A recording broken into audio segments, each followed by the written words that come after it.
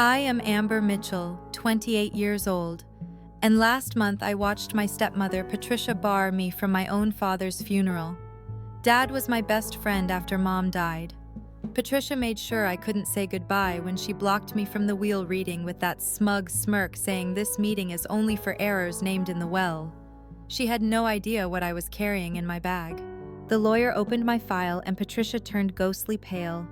If you have ever dealt with toxic family members trying to steal what rightfully belongs to you, please like and subscribe.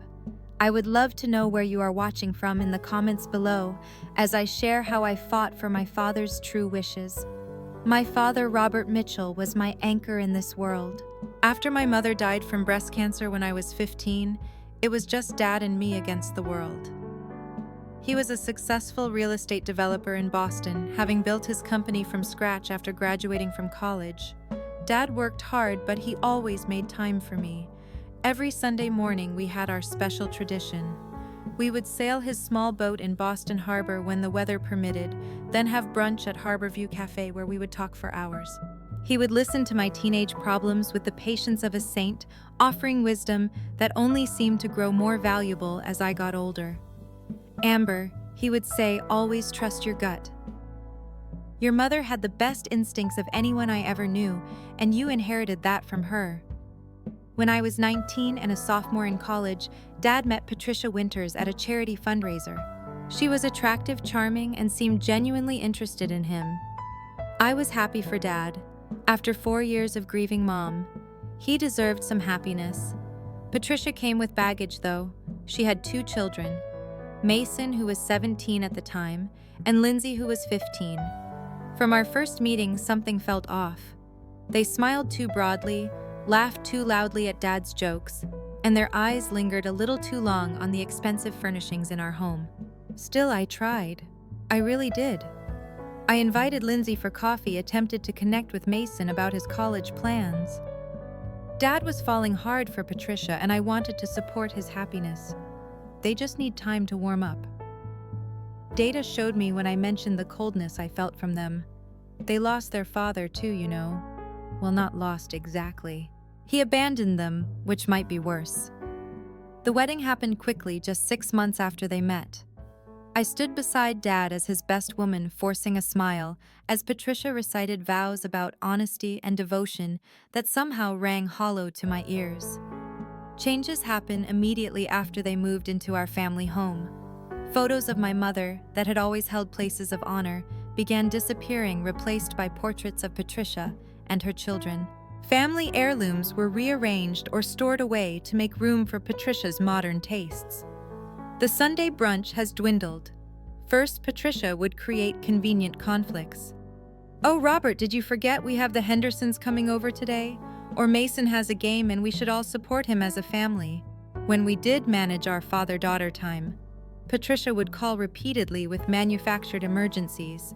Once she called 8 times because she could not find the spare key to the vacation house, only for Dad to return home and find it exactly where it always was. Meanwhile, Mason and Lindsay treated my father's home and money as their birthright. Mason wrecked 2 cars in his first year of having a license, and Dad replaced them without complaint. Lindsay maxed out credit cards shopping, and Dad quietly paid the bills. I chose a different path, though. Dad offered to pay for my education and living expenses. I insisted on working through college. I took out modest student loans and worked part-time jobs. Not because I didn't appreciate Dad's generosity, but because I valued independence.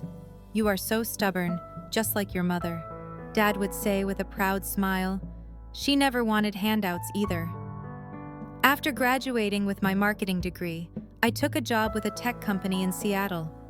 The distance hurt, but we maintained our close relationship with daily phone calls and monthly visits. During those visits, I noticed subtle changes in Dad. He seemed tired, less vibrant. When I expressed concern, Patricia would interject. "He is fine. Amber, stop being so dramatic." Then his age slowed down a bit. Over the past year, Dad's health declined more rapidly. He developed heart problems and his once robust frame became thinner. During my visits, I noticed his medication seemed to change frequently, and he often appeared disoriented. During my last visit 3 months ago, Dad asked Patricia to give us some privacy. When she reluctantly left the room, he gripped my hand with surprising strength. Amber. I need to tell you something important, he whispered, his eyes darting toward the door. I have been making changes, setting things right. If anything happens to me, talk to Eleanor at the office. She has something for you. Patricia returned before he could elaborate, carrying a glass of water and pills for Dad. Time for your medicine, Robert, she said sweetly, but her eyes were cold when they flicked to me. That was the last real conversation I had with my father. I called daily as always, but increasingly Patricia would answer and claim he was resting or unable to come to the phone. When I did speak with him, he sounded foggy, his words slurring. I planned to fly back to Boston the following month to check on him in person, but I never got the chance. The call came on a Tuesday night. I was working late finalizing a marketing campaign when my phone lit up with Mason's number. This was unusual. My stepbrother rarely contacted me directly. Your dad is in the hospital, he said without preamble. Mom told me to call you. My heart dropped. What happened? Is he okay? I do not know the details. Mom just said to tell you he is in Boston. General. He hung up before I could ask anything else. I booked the first flight to Boston, already leaving in 3 hours. I parked haphazardly, my mind racing with worst-case scenarios. The 5-hour flight felt like days, my anxiety mounting with each passing minute. When I finally reached Boston General at 7 a.m., I rushed to the information desk. Robert Mitchell, I said breathlessly. He was admitted yesterday. I am his daughter. The receptionist directed me to the cardiac care unit on the 4th floor. As the elevator doors opened, I spotted Patricia and her children in the waiting area. Patricia was dressed immaculately as always, not a hair out of place despite the supposed emergency. Patricia, how is he? What happened? I asked, approaching them. She stood positioning herself between me and the hallway leading to the patient room's Amber. You did not need to come all this way. Of course I did. He is my father. I need to see him. Patricia's expression hardened. The doctors are allowing only immediate family at this time. Robert needs rest, not emotional scenes. I felt like I had been slapped. I am his immediate family. I am his daughter. The doctors were very specific, she insisted, her voice dripping with false sympathy. Family only right now. We will call you if there are any changes. Lindsay smirked behind her mother, while Mason at least had the decency to look uncomfortable. I approached the nurse's station explaining that I was Robert Mitchell's daughter and needed to see him. The charge nurse looked confused. The patient's wife indicated his only children were already here, she said, glancing toward Patricia. That is his wife, but I am his daughter from his first marriage. I explained, frustration building. Please, I just need to see my dad. The nurse looked torn. Caught in a family dispute she wanted no part of. Let me speak with Mrs. Mitchell and the doctor, she finally said. I waited for hours. Patricia and her children were allowed in and out of Dad's room while I remained in the waiting area. Eventually, a doctor approached me. Miss Mitchell, I understand there is some confusion about visitation. I explained the situation and he nodded sympathetically. Your father is heavily sedated right now. His condition is serious but stable. We are monitoring his cardiac function. I will allow you a brief visit, but he likely will not be conscious. Relief washed over me, but it was short-lived as the doctor led me toward Dad's room. Patricia emerged and pulled him aside for a hushed conversation. When he returned, his demeanor had changed. I apologize, but Mrs. Mitchell has informed me that your father explicitly stated he did not want visits from anyone outside his household during this hospitalization as his medical proxy. We must respect her decisions regarding visitors. I could not believe what I was hearing. That is not true. My father would never say that. Please, just 5 minutes. The doctor apologized again but remained firm. Hospital security was called when I refused to leave the floor, humiliated and desperate. I was escorted to the lobby. Over the next 3 days, I tried everything. I came during different shifts, hoping to find more sympathetic staff. I waited in the parking garage to catch doctors leaving. I called the hospital administration. Nothing worked. Patricia had locked down access completely. On the fourth day, a nurse named Rachel approached me in the hospital cafeteria. "You are Robert Mitchell's daughter, right?" she asked quietly, sitting across from me. "Yes. Have you been caring for him? How is he doing?" She glanced around before speaking. "I should not be talking to you, but something does not feel right about the situation. Your father has been asking for you." My heart leapt. "He is conscious. Patricia told everyone he was in a coma." Rachel shook her head. "He has periods of consciousness. He is weak but lucid at times. He specifically asked about his daughter Amber yesterday." Tears filled my eyes. "Can you help me see him?" "I will try. I am working tomorrow night. Come at 11 p.m. when visitation hours are over and the floor is quieter. I cannot promise anything, but I will try to get you in briefly." That night, I barely slept, clinging to hope that I would finally see Dad. But at 6 a.m., my phone rang. It was a number I did not recognize. "Miss Mitchell, this is Dr. Kaplan from Boston General. I am very sorry to inform you that your father passed away about an hour ago." The world stopped. "What? No, that cannot be right. He was stable. The nurse said he suffered a massive cardiac arrest in the early hours. We attempted resuscitation, but we were unsuccessful. I am truly sorry for your loss. I never got to say goodbye. I never got to tell him I loved him one last time. And Patricia had ensured it would be that way. The funeral arrangements were completely controlled by Patricia. The service was scheduled at an upscale funeral home rather than the small chapel where my mother's service had been held, where Dad had always said he wanted his own funeral. When I arrived at the service, an usher directed me to a seat in the back, far from the family section, where Patricia Mason and Lindsay sat in the front row. I watched as person after person approached them with condolences, many glancing back at me with confusion. Some of Dad's oldest friends made a point of coming to sit with me or squeeze my shoulder in silent support during the eulogy. Patricia painted herself as the devoted wife who had nursed my father through his illness. She spoke of their blended family while never once acknowledging me by name. When it came time to view the body, Patricia's brother physically stepped in front of me. "Family first," he said coldly. By the time I was allowed to approach, they were closing the casket. My last glimpse of my father was partial and rushed.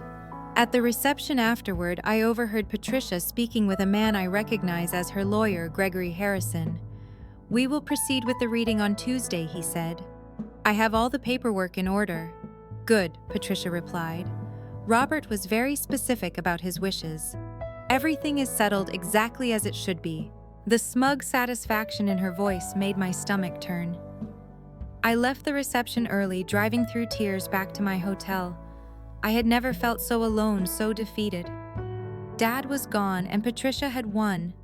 She had successfully cut me out of his final days and was clearly confident about what would happen next. That night I sobbed until no more tears would come.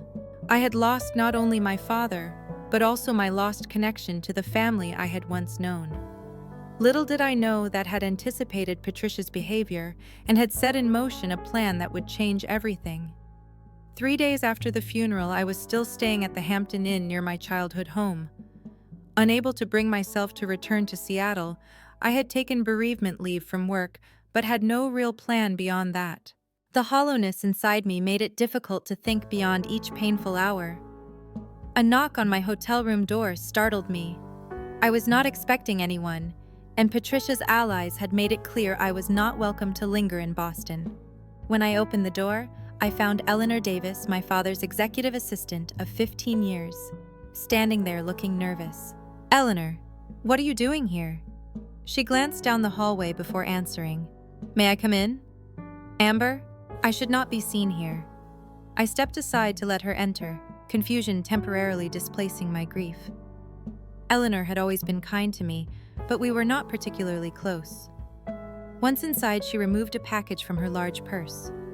It was a manila envelope sealed with red wax bearing the imprint of my father's signet ring, the one that had belonged to his grandfather. "Your father gave me this 6 months ago," Eleanor explained, handing me the package. "He made me promise to deliver it to you personally if anything happened to him. He was very specific that it should not be sent by mail or messenger, and that no one else should know about it. My hands trembled as I took the envelope. Did he say what it was? Eleanor shook her head. Only that it was important and that you would understand what to do. She checked her watch. I should go. Patricia has been at the office daily since your father died. Going through his files, she fired 2 people yesterday after Eleanor left. I stared at the package, afraid of what it might contain, yet desperate to connect with Dad one last time. Finally, I broke the wax seal and opened the envelope.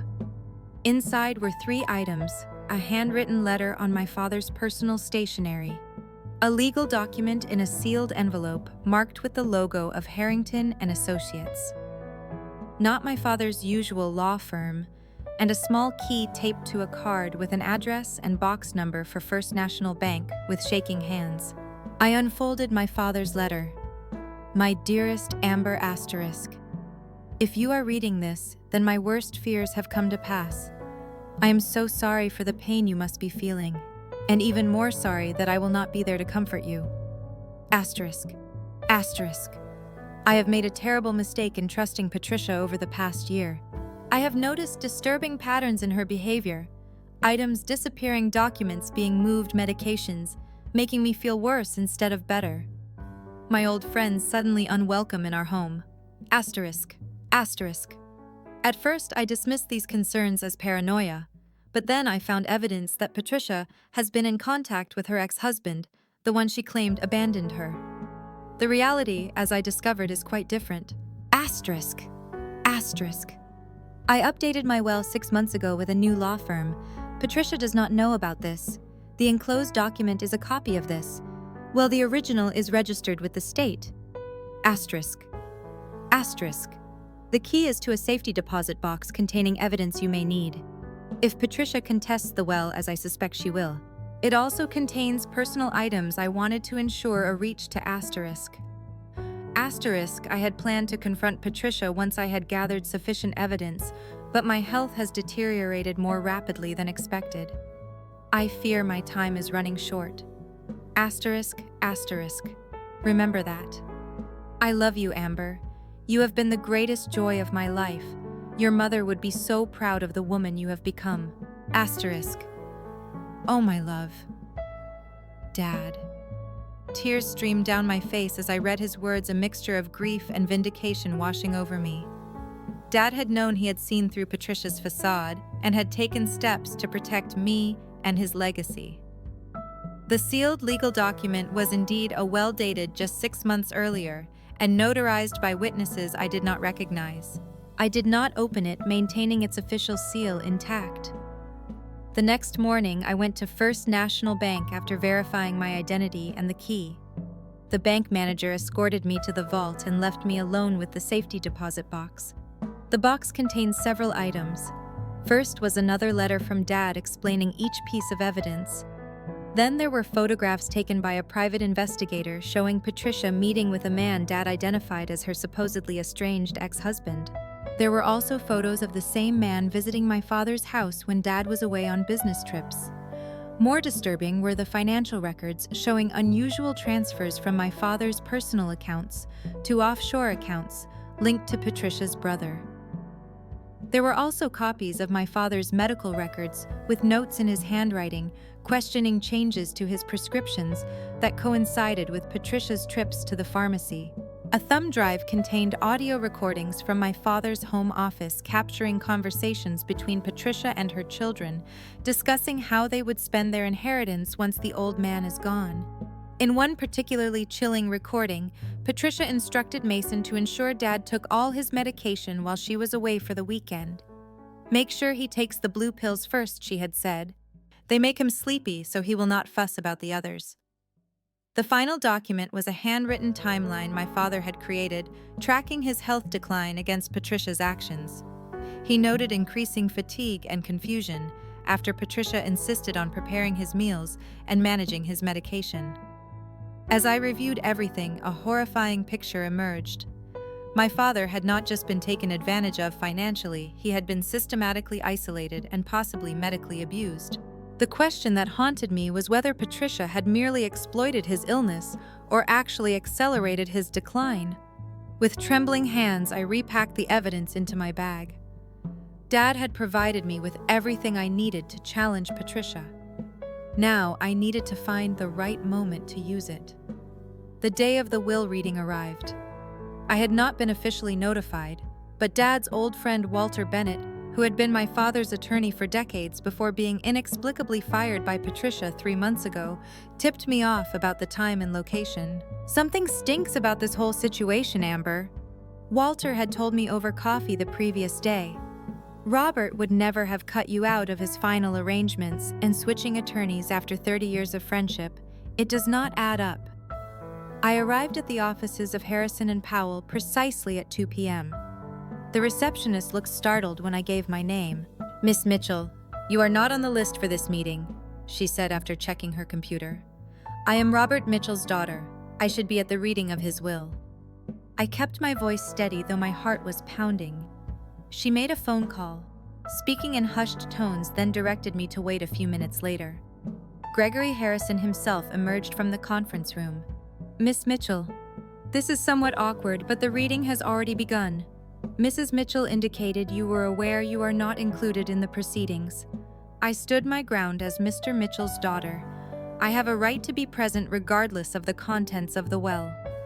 Harrison looked uncomfortable but nodded reluctantly. "Very well, please follow me." When I entered the conference room, Patricia's face registered shock, then anger, then a composed smugness. Mason and Lindsay sat on either side of her, along with Patricia's brother and her personal assistant.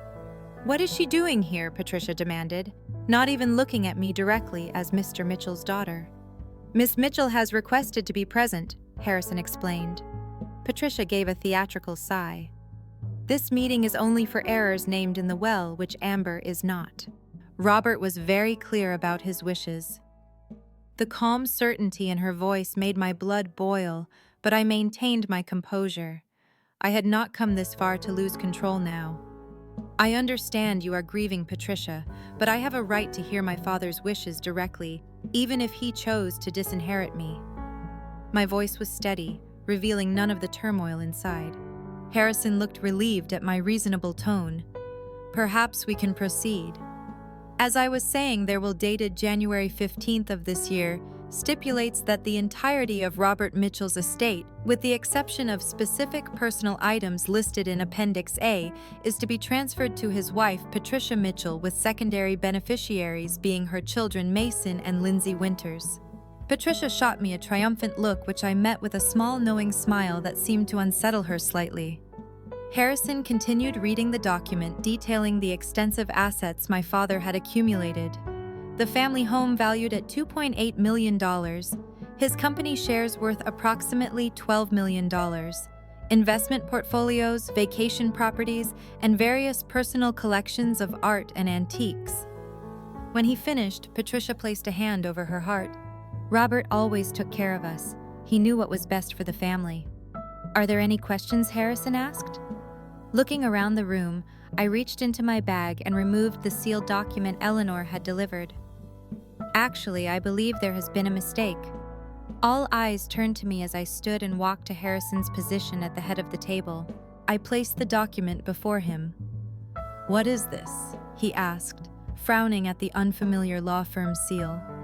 "This is my father's most recent, well-executed and filed with the Commonwealth of Massachusetts 6 months ago." Patricia shot to her feet. "This is ridiculous.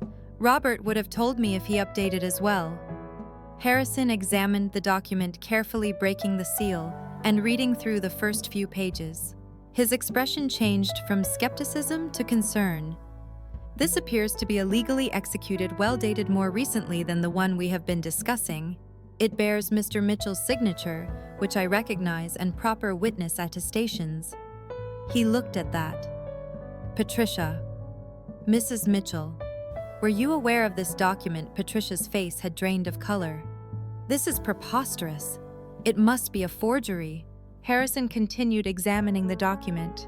"It contains language specifically revoking all prior wills and castles. If this is authentic, it would supersede the, well, we were just reviewing." "Read it," I said quietly. Harrison cleared his throat and began to read. The new will painted a very different picture of my father's wishes.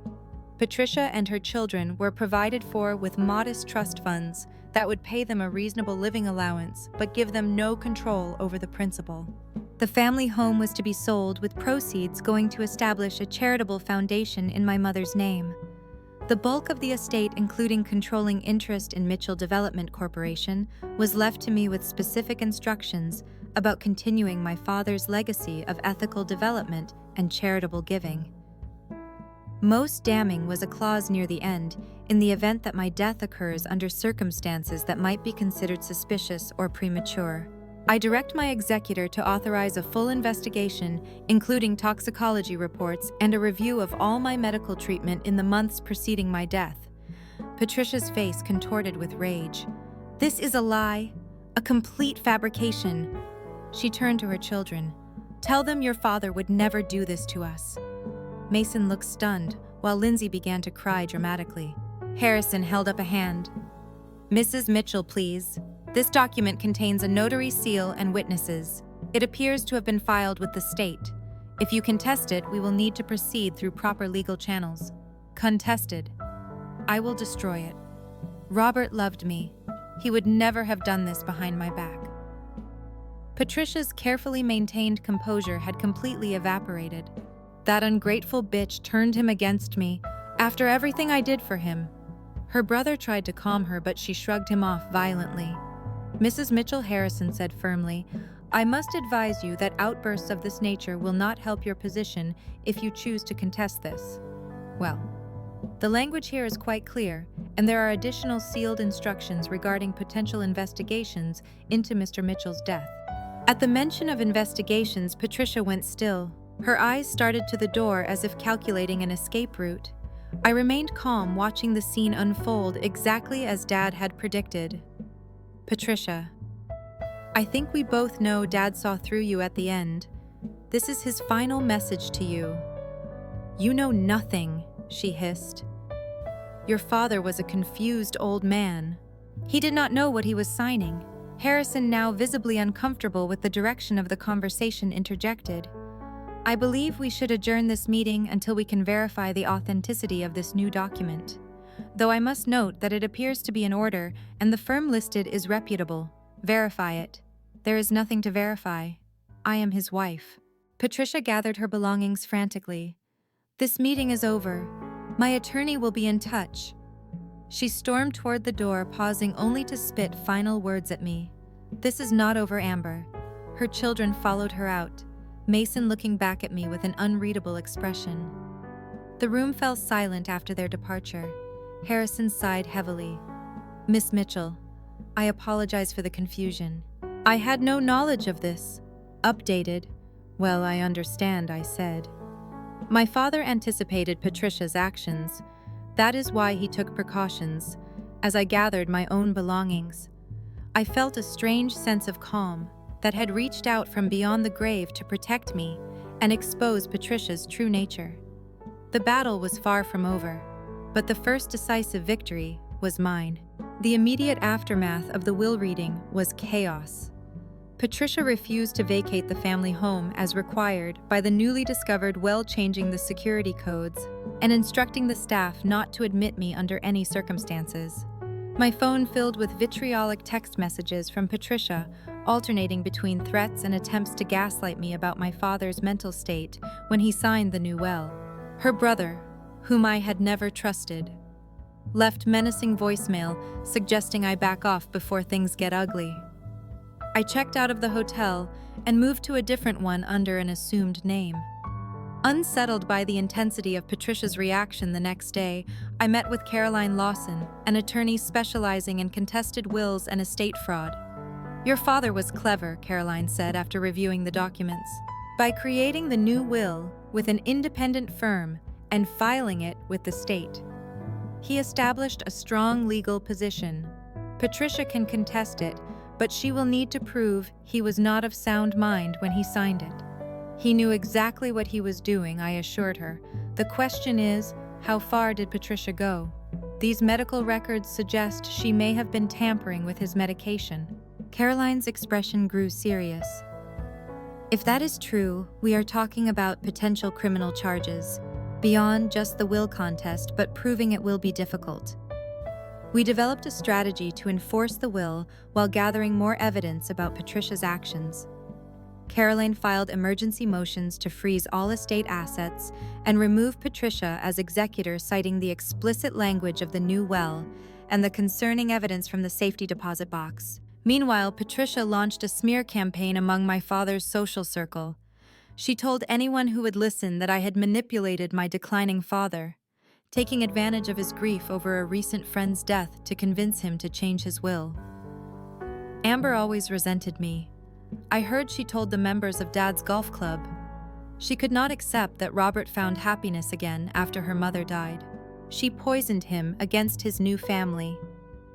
The irony of her using the word poisoned was not lost on me. A week after the whistle reading, I returned to my hotel room to find the door slightly ajar. My heart racing.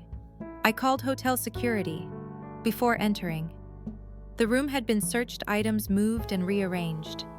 Most concerning the copies of Dad's medical records were missing, though I had fortunately kept the originals in a secure location. The hotel's security footage showed a man in a maintenance uniform entering my room, but his face was never clearly visible to the camera. The hotel manager was apologetic but could offer little help beyond changing my room and adding security. That evening, I received a surprising text from Mason. Need to talk, not with Mom. Plaza Cafe tomorrow, 10 a.m. I was wary of a trap, but curious enough to agree, choosing a public location and arriving early to ensure I was not being set up. Mason arrived alone, looking tired and conflicted. I do not know what to believe anymore, he admitted after ordering coffee. Mom is falling apart. She is drinking all day, making frantic calls and burning documents in the backyard. Burning documents. I leaned forward. What kind of documents? He shrugged. I do not know exactly, financial stuff. I think she sent Lindsay and me away when she realized we were watching. But listen, the thing is, I found some pills in her bathroom. Prescription bottles with your dad's name, but the label's partially torn off. My blood run cold. Mason, do you understand what that might mean? He nodded miserably. I am not stupid, Amber. She is my mother. But Robert was good to us, and if she did something to him, he trailed off, unable to complete the thought. You need to tell the police, I urged. I cannot, fear flashed across his face, but I will not lie for her either if it comes to that. As Mason was leaving, he paused. Lindsay wants to talk to you too. She is more confused than I am. Mom has always controlled her, but she really loved Robert. 2 days later, I met Lindsay at a small coffee shop across town. Unlike her usual polished appearance, she looked disheveled, her eyes red from crying. Is it true? She demanded without preamble. Did Mom really get left out of the real well? Not entirely, I explained. Dad set up trusts for all of you. You will be provided for, just not with the lump sum she expected. Lindsay's face crumpled. She promised me the beach house, said I could have it after Robert died. She caught herself looking horrified at her own words. Lindsay, when did she start making those promises? I do not know. Maybe a year ago. She twisted a napkin in her hands. She talked a lot about what we would do after, but I thought she meant after he retired or something. I did not think she meant. I reached for her hand, but she pulled away. I should go. She will know I talked to you despite my complicated feelings toward my step-siblings. I felt compassion for them. They had been raised by Patricia, shaped by her values and manipulations. They were victims too, in a different way. The situation escalated dramatically the following week. Patricia appeared uninvited at a charity event. My father had supported annually, creating a scene when she saw me there speaking with board members. There she is, Patricia shouted, pointing at me across the crowded ballroom. The daughter who abandoned her father for years, then swooped in to steal his money. Security escorted her out as she continued to shout accusations. The incident made the local society pages, bringing unwanted publicity to the already complicated situation. That night, the anonymous threats began. First, a text from an unknown number. Back off or regret it. Then an email with photos of me entering and leaving my new hotel showing I was being watched. I reported everything to the police and to Caroline, who accelerated our legal proceedings. We learned that Patricia had hired a notorious probate attorney known for aggressive tactics and dragging out estate cases for years. She is playing for time, Caroline explained, trying to force a settlement by making the process so unpleasant and expensive that you all give up. But Patricia had undressed both my determination and my father's foresight while reviewing my father's personal papers. I discovered notes about Patricia's previous marriage. Dad had hired investigators who uncovered something shocking. Patricia had been married twice before. Not once, as she had claimed her first husband, a wealthy older man, had died suddenly of heart failure after just 3 years of marriage. Patricia had inherited everything, leaving his children from a previous marriage with nothing. The circumstances were disturbingly similar to my father's situation, even more damning. Caroline's investigator discovered that Patricia's supposedly estranged ex-husband, the father of Mason and Lindsay, had never actually divorced her. They had staged a separation while maintaining a relationship, a fact documented in the surveillance photos found in the safety deposit box. The web of deception was more extensive than even my father had realized. Patricia was not just a gold digger. She was a practiced con artist with a pattern of targeting wealthy older men. The question that kept me awake at night was whether she had simply waited for my father to die naturally or had helped the process along. The police finally became directly involved when Patricia violated the temporary restraining order I had obtained. She appeared at a restaurant where I was dining with Eleanor, screaming accusations and attempting to physically confront me before being restrained by staff. The responding officers took statements and, upon learning of the existing order, took the matter seriously. When they escorted Patricia out, I overheard one officer mentioning to his partner that she smelled like a pharmacy. The pieces were falling into place, but Patricia still had one desperate move left to play. The court date for the preliminary hearing on the contested will arrived 3 weeks after the will reading. The courtroom was tense as Caroline and I faced Patricia and her attorney across the aisle. Mason sat behind his mother, but Lindsay was noticeably absent. Judge Harriet Walcott, a stern woman in her 60s with a reputation for no-nonsense efficiency, reviewed the filings before addressing the court. Before we proceed, I want to be clear that I have zero tolerance for the kind of behavior described in these reports, she said, looking directly at Patricia. Harassment, intimidation, and violation of court orders will not help your case, Mrs. Mitchell. Patricia's attorney, Martin Drake, rose smoothly. Your Honor, my client denies any harassment. These are simply family disagreements blown out of proportion during a time of grief. Judge Walcott was unmoved. Save it for your arguments, counselor. Let's address the competing wells.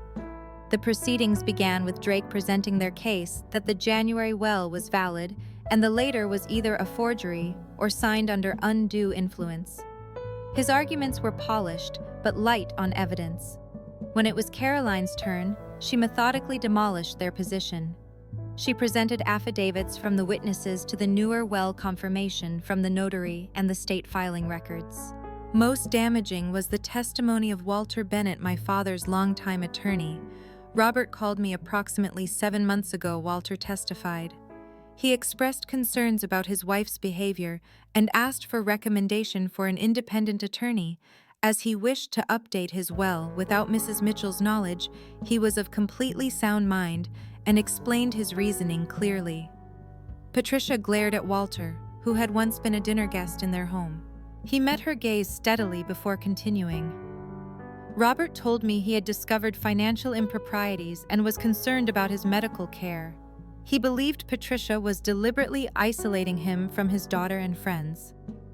Drake objected, claiming this was hearsay, but the judge allowed the testimony as evidence of my father's state of mind when changing as well.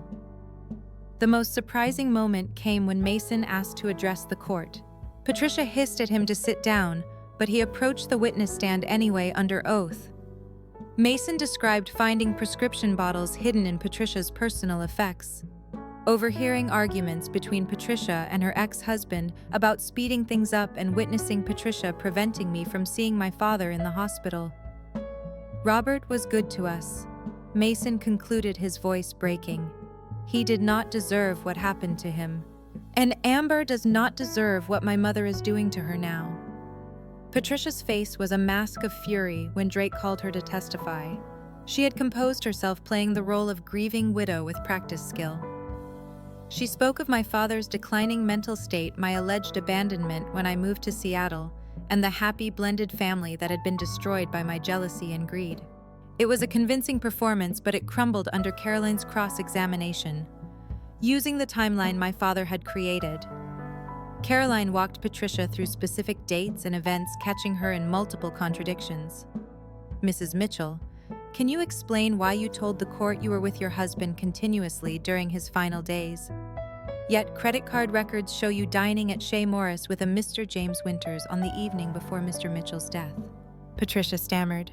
Hi, that was a brief business meeting. James is my ex-husband. We were discussing the children, the same ex-husband you claimed abandoned you and your children. The man you told Robert Mitchell you never wanted to see again, Caroline pressed. That is not relevant to this proceeding, Drake interjected. Caroline turned to the judge. Your Honor, it speaks directly to Mrs. Mitchell's credibility and pattern of deception. The judge agreed, and Caroline continued her methodical dismantling of Patricia's testimony. By the time she finished, Patricia was visibly shaken, her carefully constructed facade cracking. When all arguments concluded, Judge Walcott took only a brief recess before returning with her decision. Based on the evidence presented, I find the will dated July 15th to be valid and enforceable. The earlier will is hereby declared revoked. Mrs. Mitchell is removed as executor of the estate, and Ms. Amber Mitchell is appointed in her place as specified in the valid will. Patricia gasped audibly while relief washed over me. The judge continued. Furthermore, I am referring this matter to the District Attorney's Office for investigation of potential elder abuse, fraud, and misconduct. Mrs. Mitchell is ordered to vacate the family residence within 48 hours and to turn over all financial records related to Mr. Mitchell's accounts. As we left the courtroom, Detective Liam Connolly from the Boston Police Department approached us. Miss Mitchell, I would like to speak with you about your father's medical records. Over the next several weeks, the full extent of Patricia's deception unfolded. The police investigation revealed that Patricia had never legally divorced her second husband, James Winters, making her marriage to my father potentially invalid. More disturbingly, toxicology tests ordered on preserved samples of my father's blood from the hospital showed elevated levels of digoxin, a heart medication he had not been prescribed. Patricia's careful house of cards collapsed completely when Lindsay, in a moment of remorse or self-pity reservation, turned over a journal in which Patricia had tracked my father's medication, noting which combinations made him most compliant and forgetful. Criminal charges were filed against Patricia for fraud, elder abuse, and as an accessory to involuntary manslaughter. James Winters was charged as a co-conspirator, while the legal process would take months or even years to fully resolve. Patricia's reign of terror was effectively over. The media coverage was intense and painful. Headlines like "Black Widow Strikes Again" and "Daughter's Detective Work Unveils Deadly Plot" turned our family tragedy into public entertainment. I declined all interview requests, focusing instead on honoring my father's legacy and rebuilding what Patricia had tried to destroy. As I sorted through my father's belongings and the family home now emptied of Patricia's presence, I discovered treasures she had hidden away. Photos of my mother that had disappeared from display. Letters they had written to each other during their courtship. Even my childhood art projects my father had carefully preserved in his study behind a false panel and his bookshelf that Patricia had apparently never discovered. I found a collection of videos my father had made over the years. Some were from my childhood. Others were more recent reflections on his life and hopes for the future. The most recent was dated just 2 months before his death. Amber, he said, looking directly into the camera, his face thin, but his eyes clear. If you are watching this, then things have gone as I feared they might. I want you to know that I realized my mistake with Patricia, and I have done everything I can to protect you and what we built together. He paused, in motion overcoming him momentarily. I should have trusted your instincts about her from the beginning. You have your mother's wisdom. I hope you can forgive my foolishness." Tears streamed down my face as I watched. "I forgive you, Dad," I whispered to the screen. "Remember what matters." He continued, "Not the money or the properties, but the values we share. Integrity, compassion, perseverance. Those are your true inheritance, and no one can ever take them from you." In those moments watching my father's final messages, I felt him with me again, not just in memory, but in spirit. Despite Patricia's best efforts, she had failed to destroy the bond between us. In the end, love and truth had prevailed. 6 months after the courtroom confrontation with Patricia, I finally moved back into my childhood home. The process of reclaiming the space was both painful and healing. I had considered selling it as specified in the will, but after careful consideration and consultation with the estate attorneys, I decided to maintain ownership and convert part of the property into the headquarters for the Elizabeth Mitchell Foundation named after my mother.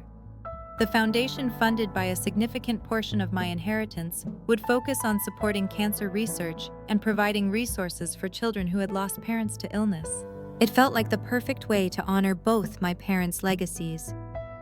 As I wandered through the renovated spaces, memories of my childhood mingled with fresh paint and new furnishings. I had removed most traces of Patricia's cold, modern aesthetic, restoring the warm, comfortable style my mother had originally created. Eleanor, who had continued working for Mitchell Development during the transition, joined me for tea in the sunroom. That had always been my mother's favorite space. "Your father would be so proud," she said, looking around at the transformation. "He was so worried near the end, not just about the money, but about his legacy being twisted." "Did he ever tell you what first made him suspicious of Patricia?" I asked. Eleanor nodded. "It was something small, actually. He noticed her removing photos of your mother from his bedside table when she thought he was asleep. When he confronted her, she claimed she was just dusting them, but it started him thinking about other changes she had made, how isolated he had become. We talked for hours about my father's final year, filling in gaps in my understanding. Eleanor shared stories I had never heard, including how my father had secretly maintained contact with many of his old friends, despite Patricia's efforts to cut him off. "He never stopped talking about you," she assured me. "Every achievement, every call. Those were his brightest moments." The legal proceedings against Patricia continued to unfold. She remained in custody, denied bail due to the severity of the charges and her substantial flight risk. Mason had agreed to testify against her in exchange for immunity from any accessory charges. Lindsay's situation was more complicated. Psychological evaluation suggested she had been severely manipulated by her mother throughout her life, creating an unhealthy dependence. She was receiving therapy while staying with her biological father's sister. Despite their role in the painful events surrounding my father's death, I could not bring myself to abandon Mason and Lindsay entirely. They had been victims of Patricia's machinations too, raised in an environment of deception and materialism. After much reflection, I established college trust funds for both of them using a small portion of my inheritance. The trusts were structured to encourage education and independence values my father had championed. Mason was already enrolled in community college, working to define his own path away from his mother's influence. The family home gradually filled with the items that had been placed in storage. When Patricia redecorated, family heirlooms returned to their places of honor, including my grandmother's antique clock that had always stood in the entrance hall and the collection of sailboat models my father and I had built together over the years. 3 months after moving back in, I organized a memorial service for my father at his favorite sailing club. Unlike the formal impersonal funeral Patricia had arranged, this gathering was intimate and authentic. Dad's oldest friends shared stories that made us laugh and cry, celebrating the man he truly was, rather than the sanitized version Patricia had presented to the world. Robert always said that a person's true wealth was measured by the lives they touched, not the assets they accumulated. Walter said, raising a glass in tribute. By that measure, he was the richest man I ever knew. As I listened to the stories, I realized how much of my father's life I still had to discover. Each person who spoke revealed facets of him I had never seen. expanding my understanding of the complex, generous man who had raised me. The healing process was neither quick nor linear. Some days grief would overwhelm me without warning. Other days anger would flare. When I thought about the precious final moments with my father that Patricia had stolen from me, the knowledge that she had deliberately hastened his death for financial gain was a wound that might never fully heal. Yet amid the pain, I found unexpected gifts. The adversity had revealed my own strength and resilience. I had discovered allies in unlikely places and learned to trust my instincts, just as my father had advised years ago. Most importantly, I had honored my father's final wishes, protecting the legacy he had worked so hard to build. As the seasons changed, I gradually established new routines and traditions. Sunday mornings, once reserved for sailing with Dad, became my time for volunteer work with a children's grief support group. The holiday season, which I had dreaded facing without him, became an opportunity to host a gathering for others who had lost loved ones. One spring morning, as I sat in my father's study reviewing foundation proposals, I came across a quote he had framed on his desk. "The greatest inheritance a parent can give their children is a few minutes of their time each day." Despite his success and wealth, my father's most valuable gift had always been his presence. That was the legacy I wanted to honor most in my own life going forward, giving my time and attention generously to causes and people who mattered. The legal system eventually delivered its verdict on Patricia.